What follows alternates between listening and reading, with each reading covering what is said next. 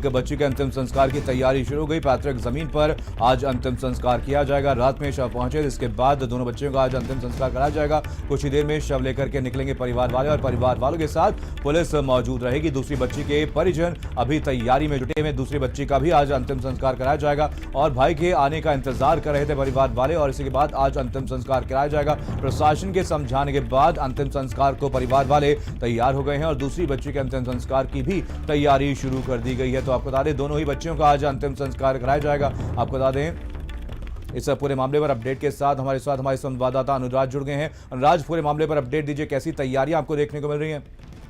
जी बिल्कुल, आपको बता दें, जो बच्चियां हैं उनके अंतिम संस्कार की तैयारी चल रही। एक बच्ची का शव घर से निकलकर जो शमशान स्थल है, जो इनकी पैतृक जमीन है, वहां पहुंच चुका है, जबकि दूसरी बच्ची के परिजन अभी तक अंतिम संस्कार के लिए तैयार हो रहे थे, क्योंकि उसका एक भाई अभी नहीं पहुंचा है। लेकिन परिजनों को समझाने बुझाने का काम प्रशासन ने किया और अधिकारियों के समझाने के बाद परिजन मान गए हैं और दूसरी बच्ची के भी अंतिम संस्कार की तैयारियां शुरू कर दी हैं। कुछ ही देर में उसके परिजन भी शव लेकर जो पैतृक जमीन है, जहां पर अंतिम संस्कार किया जाना है, वहां पहुंचेंगे। जो फोर्स है, चाहे बात की जाए पुलिस के अधिकारियों की, चाहे प्रशासनिक अधिकारियों की, कमिश्नर रंजन कुमार और आईजी खुद मौके पर मौजूद हैं और पूरी सुरक्षा व्यवस्था के साथ जहां अंतिम संस्कार होना है वहां पर सभी को तैनात किया गया। ग्रामीण भी मौके पर मौजूद है। जी बिल्कुल, अनुराज, जानना चाहेंगे कितनी बड़ी संख्या में यहाँ पर ग्रामीण मौजूद है और इसके मद्देनजर पुलिस प्रशासन की तरफ से क्या कुछ इंतजाम देखने को मिल रहे हैं? जी बिल्कुल, अगर पुलिस प्रशासन के इंतजामात की बात की जाए तो उन्नाव के साथ ही रायबरेली, सीतापुर और लखनऊ के फोर्स को भी बुलाया गया है। रायबरेली के जो पुलिसकर्मी हैं बड़ी संख्या में, उन्हें भी बुलाया गया। सीतापुर से भी कई पुलिसकर्मियों को बुलाया गया और लखनऊ के कई थानों का फोर्स भी यहाँ बुलाया गया है। तो ये माना जा सकता है सुरक्षा व्यवस्था के इंतजाम है। वहीं लोगों की बात की जाए तो इस पूरी घटना के बाद पूरा गाँव गमगीन है और गाँव के बड़ी संख्या में जो लोग हैं वो अंतिम संस्कार जहाँ होना है वहाँ पहुंच रहे हैं। अनुराज, बिल्कुल जानना चाहेंगे आपसे, इससे जो बच्ची है, पहली बच्ची है, क्या इसका अंतिम संस्कार गांव में ही कराया जाएगा और जो दूसरी बच्ची है उसका अंतिम संस्कार कब होगा?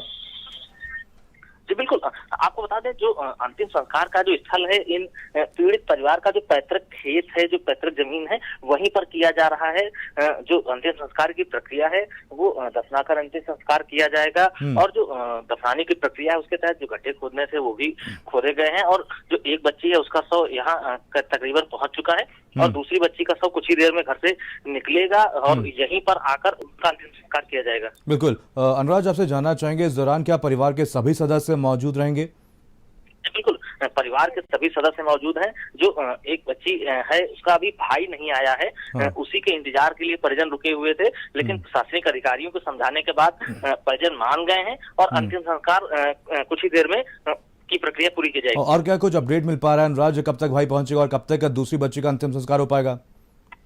जी बिल्कुल, जो भाई के पहुंचने की जानकारी मिली है, तकरीबन 12 से 1 बजने का समय अनुमानित लगाया जा रहा था कि इतना समय हो जाएगा और क्योंकि गांव में लोगों का और ग्रामीणों की जो नाराजगी है उसको देखते हुए प्रशासन ने परिजनों से बात की और परिजन अंततः अंतिम संस्कार के लिए मान गए हैं। जी बिल्कुल, अनुराज, जानना चाहेंगे, इस मामले के सामने आने के बाद लोगों में कैसी प्रतिक्रिया देखने को मिल रही है, कितना आक्रोश है लोगों में?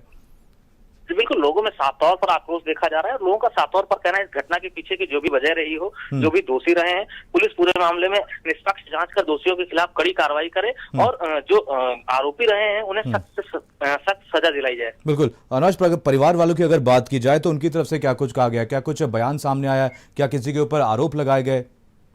जी बिल्कुल, परिवार पहले दिन से ही लगातार किसी पर आरोप नहीं लगा रहे, लेकिन परिजन जो साफ तौर पर है ये कहते नजर आ रहे हैं कि जो भी इस पूरे मामले में दोषी हो उनके खिलाफ कड़ी कार्रवाई की जाए। जी बिल्कुल, अनुराज, इस पूरे मामले पर पोस्टमार्टम रिपोर्ट भी सामने आ गई जिसमें कहा गया है कि जहरीला पदार्थ खाने की वजह से दोनों बच्चियों की मौत हुई है और इसी वजह से तीसरी बच्ची की हालत भी गंभीर बताई जा रही है। वहीं शरीर पर भी चोट के निशान नहीं पाए गए। इस पूरे मामले पर क्या आपने परिवार वालों से बात की, उनकी तरफ से क्या कुछ कहा गया?